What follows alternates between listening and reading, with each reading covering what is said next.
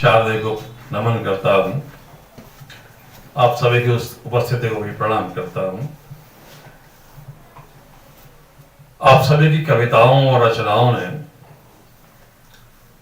मां शारदे को वो शब्दांजलि और साहित्य का स्वाद हमें चखने को मिला है जिसके हम सब लोग साधक हैं, उपासक हैं। हमारा सौभाग्य है कि हम जब हलधर जी को सुनते हैं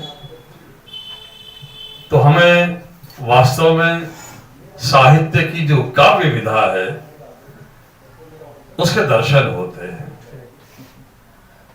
जब हम शास्त्री जी को सुनता हूं मैं तो मुझे साहित्य का वो श्रेष्ठ स्वरूप दिखाई देता है जिसका मूल देववाणी है, संस्कृत है, जो सभी भाषाओं की जननी कही जाती है।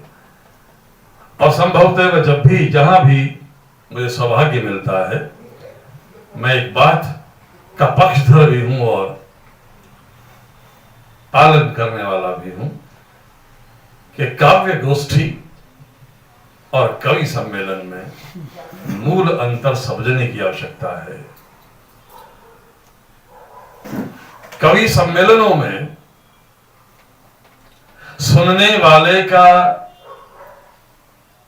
रुचि साहित्य में हो न हो इस पर डिबेट हो सकती है। मंच पर काव्य सम्मेलन में जो कवि आया है उसका साहित्य साधक होना हो अथवा न हो इस पर भी डिबेट हो सकती है। लेकिन काव्य गोष्ठी का एक सुखद संयोग होता है जहां सुनाने वाला भी साहित्य सृजनशील है, साधक है, सुनने वाला भी है और सुनने वाले भी सृजनशील है। और इस नाते सुनाने वाले की भी चुनौती है और सुनने वाले की भी चुनौती है।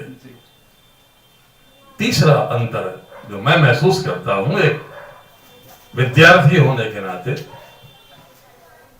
कि काव्य गोष्ठी का प्रथम और अंतिम उद्देश्य नवांकुरों को पोषित करना है। जो हम लोग सुनते या सुनाते हैं उससे सीखना और सिखाने का क्रम बनता है। जहां साहित्य के अलावा कुछ और नहीं होता, इसलिए इसको काव्य गोष्ठी को हम कार्यशाला भी कहते हैं। इस नाते मुझे हृदय से बहुत प्रसन्नता हुई कल जब मुझे विवेक श्रीवास्तव हलधर जी कार्यक्रम में मिले तो मन प्रसन्न ये जानकर हुआ। इसलिए नहीं कि कल पंचशील क्लब में एक काव्य गोष्ठी है, ये तो है ही।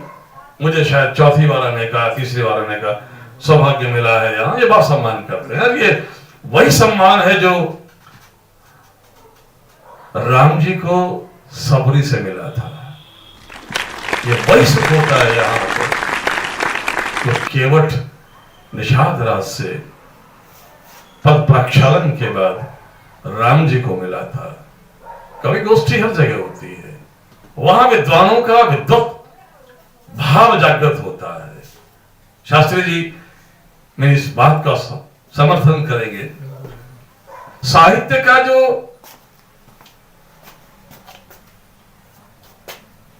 एकमात्र दर्शन जब ज्ञान पूरित होता है शास्त्री जी तो वहां नीरसता होना असंभावी है, क्योंकि निरा ज्ञान नीरस भी है, अहंकार का मूल भी है। जब तक ज्ञान में वैराग्य और भक्ति का पुट नहीं मिलेगा क्या बात, तब तक साहित्य सरस और उपासना नहीं बन सकता। और हम सब जितने भी यहां बैठे हुए हैं, मैं फिर उसी बिंदु पर लौटता हूं कि यहां पर आकर जो राम का सुख सबरी के बेर से मिला था, जो राम का सुख निषाद राज गुरु के पद प्रक्षालन के बाद मिला था। अब सर उसकी सरलीकरण देखिए, उसकी स्वभाव को देखिए केवट को। आप 5 दिन नहीं महीनों केवट पर बोला जा सकता है, और रामायण का एकमात्र चरित्र है जिसका कोई जोड़ नहीं है शास्त्री जी। जब केवट भगवान राम से प्रथम भेंट करता है तब से और यमुना तक, ऋषि भरद्वाज के आश्रम तक निषाद राज रहे राम के साथ। अधिकार पूर्ण प्रेम किया, प्रेम नहीं किया, अधिकार पूर्ण प्रेम किया। मांगी नाव न केवट आना। राम जी ने नाव मांगी थी जो सबके प्रारब्ध को भरता है, सबके कर्म को भरता है, जिस सबके झोली को भरता है, वो मांग रहा है। किससे? समाज के अंतिम पंक्ति में खड़े एक स्पर्श जीव से, वनवासी से, जो ज्ञानी नहीं है मगर सरल है। यह है भक्ति की पराकाष्ठा।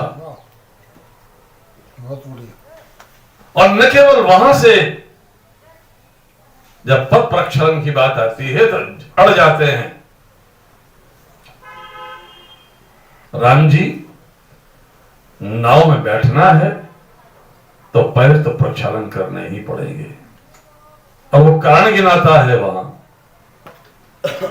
राम जी बड़े सरलता समझ जा रहे हैं कि मन देखिए इस भक्त का।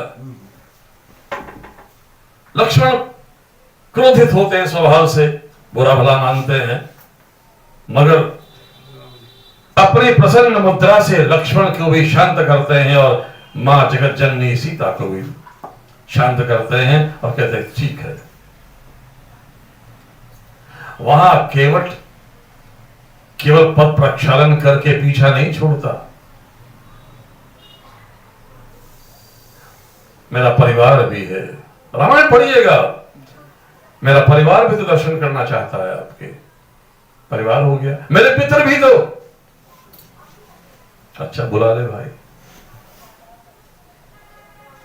वही भाव बार बार मैं जो कह रहा हूं कि राम जी की प्रतिमा के सामने बैठकर दिन में 1 या 2 बार घंटी बजा लेने से राम की प्राप्ति नहीं हो सकती। युगों सबरी किसी परीक्षा प्रतीक्षा करनी होती है, यह आस्था। इसलिए राम के लिए कहा गया है रमन्ते योगिनः सा राम उच्यते। जो योगियों के मन में प्रतिपल रमण करते हैं, जो कण कण में हर वक्त रमते हैं, उन्हें ही योगी जन राम के नाम से पुकारते हैं। दूसरा पक्ष, थोड़ा समय ले रहा तो समय है, अब यदि मुझे इजाजत दें, क्योंकि मेरे भाव जो कल से जन्म में है विवेक के उस एकमात्र प्रस्ताव से, उसका भाव मैं व्यक्त कर रहा हूं। हमें खुश होना चाहिए। अगली पीढ़ी में राम भी है, राम का भाव भी है, और आज का पूरा काव्य गोष्ठी राम को समर्पित करने वाला बच्चा हमारे सामने बैठा हुआ। बड़ी बात है। यह है सूक्ष्म लक्षण। हमें निराश होने की आवश्यकता नहीं है, बस हमें अपने दायित्वों का निर्वहन करने में ईमानदारी करनी पड़ेगी। अगली पीढ़ी तो जिज्ञासु है, जानना चाहती है, कुछ करना चाहती है, मगर हम उससे कितना करवा पाते हैं ये हमारा कर्तव्य बनता है। बात बहुत सीधी सीधी कह रहा हूं, मगर आप उसका मेरा भाव समझिएगा। मैं और आप धार्मिक क्यों हैं चिंतन करिए, क्योंकि हमारे बाप ने, दादा ने, मां ने हमें वो परंपराओं का ज्ञान और परिचय वक्त ब वक्त कराते रहे होंगे, तब हम इतने धार्मिक आज भी हैं। और अगली पीढ़ी अगर नहीं है तो दोष किसका है? हमारा है, अगली पीढ़ी का नहीं बहन जी। जब हम हो सकते हैं, उन पूर्वजों की जो विरासत हम लेकर आए हैं, हमारा धर्म है कि उसको आगे अगली पीढ़ी तक उसको संवहन करें। तो बहुत मुझे खुशी हुई, एक बहुत बहुत शुभाशीर्वाद, क्योंकि अध्यक्ष की जगह बैठाया था तो शायद मुझे बोलने का अवसर मिला। और आज कतई भी मैं, क्योंकि राम ही प्रेम है, प्रेम ही राम है। एक बात और कहना चाहूंगा मैं, पंडित जी सरल भाषा में गंभीर बात कहते हैं। हमारा सौभाग्य है कि इनको सुनते हैं। डोभाल साहब 2-4 बार मैंने सुना है इनको, अद्भुत कंठ है इनका, अद्भुत सुनाते हैं। रवि सेठ जी के बिना मेरी कोई भी काव्य गोष्ठी पूर्ण नहीं होती। भाव सरल है। डंगवाल साहब, डंगवाल क्या नाम आपका? जंगवाल साहब को मैंने था दूसरी बार सुना है या पहली बार सुना है। भाव है बस इतना सा, शास्त्री जी की तो मैं खुद ही उनका अनुयायी हूं, प्रशंसक हूं। हरधर साहब के बराबर में बैठ लेना ही बहुत बड़ा सौभाग्य की बात है। मैं ये बात हृदय से कह रहा हूं, जब मैं साहित्य की बात, क्योंकि मैं मूलतः मैं इंग्लिश लिटरेचर का विद्यार्थी रहा। मैंने अंग्रेजी में ही पढ़ा, वही पढ़ाया, वही लिखा, रिसर्च पेपर भी भरे, बीएड भी वगैरह वगैरह वगैरह दिल पढ़ाया, लेकिन साहित्य का भाषा से कोई लेना देना नहीं है। साहित्य पढ़ा नहीं जाता शास्त्री जी। जयशंकर प्रसाद बीच में टोक रहा हूं, 10वीं फेल थे। साहित्य का ऐसी कौन सी यूनिवर्सिटी है जहां कामायनी नहीं पढ़ाई जाती? साहित्य पढ़ा नहीं जाता शास्त्री जी, रचा जाता है। साहित्य को महसूस किया जाता है, और जो महसूस करता है वही निशब्दता से शब्द सृजन करता है। इसलिए अलग दर्शन होते हैं। मैं इन सबको समेटते हुए गीत तो न जाने क्यों मेरा मन यूं लग रहा है कि मैं वहीं जाऊं जहां मुझे आज होना चाहिए। फिर भी मैं आपको सुनाऊंगा, आपको निराश नहीं करूंगा। भारत, जब मैं 2-3 साल पहले कन्याकुमारी गया जाने का मुझे अवसर मिला, जिस समय मैं अंतिम छोर पे खड़ा था और विवेकानंद जी का दर्शन करके लौटा, और मैं उस छोर पर खड़ा होकर मैंने सागर संगम को देखा। अरब सागर एक तरफ है, बंगाल की खाड़ी दूसरी तरफ है, हिंद महासागर तीसरी तरफ है। त्रिवेणी मैंने सागर संगम की देखी, खड़ा हो गया, दूर तक देखता रहा। वहीं से इस कविता का जन्म हुआ था जो मैं आपको आज दे रहा हूं। कि भारत है मेरा खुशहाल। सकारात्मक होना बहन जी बहुत जरूरी है। हम कांटे को, शूल को गड़ाए बैठे रहे, उसमें उत्थान नहीं है। आगे तो बढ़ना ही पड़ेगा। कि सागर भारत है मेरा खुशहाल, श्वेत मुकुट ऊंचा है भाल। भारत दर्शन देखिए, श्वेत मुकुट ऊंचा है भार, सीना फौलादी है जिसका, पैरों को चूमे सागर विशाल। भारत है मेरा खुशहाल, माथे पर है केसर चंदन। कश्मीर प्रतीक देखेगा, माथे पर है केसर चंदन, गंगा जमुना जिसकी धड़कन। वाह बात है, वाह। वीरों की गाथा नस नस में, सीमा पर बन चट्टान ढाल।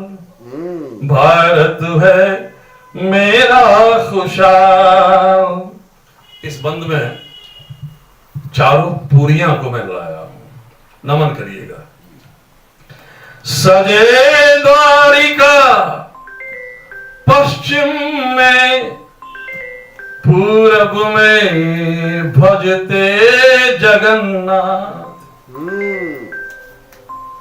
सजे द्वारिका पश्चिम में, अंतिम छोर है,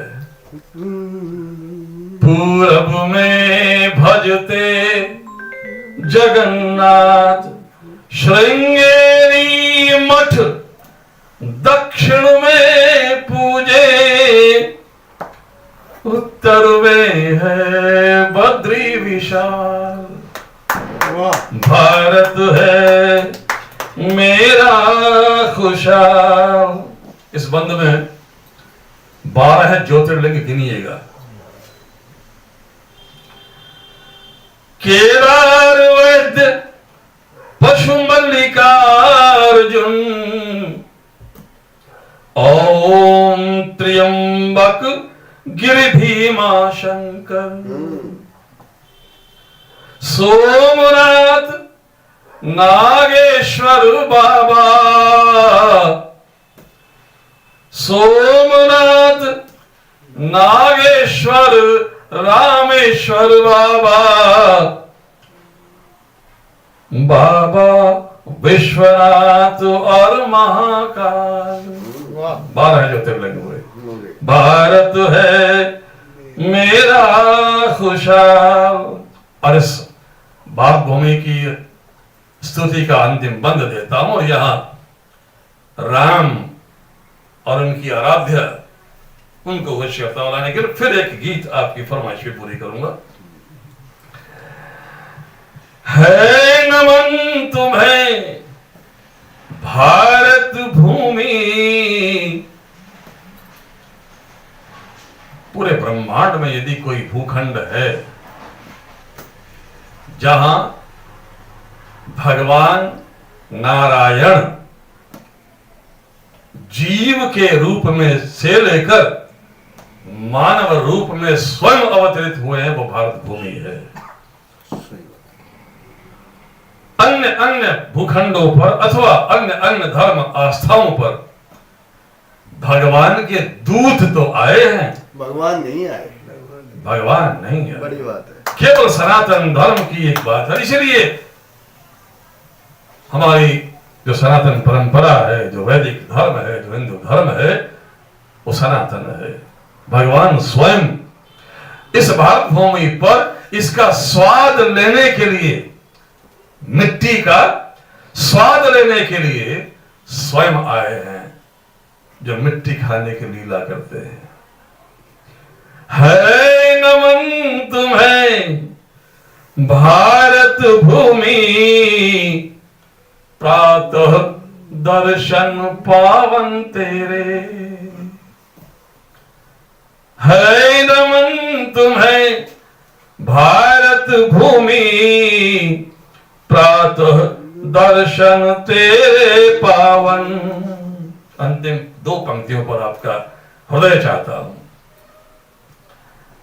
है नमन तुम्हें भारत भूमि, प्रातः दर्शन तेरे पावन, घर घर में है, घर घर में है तुलसी माता।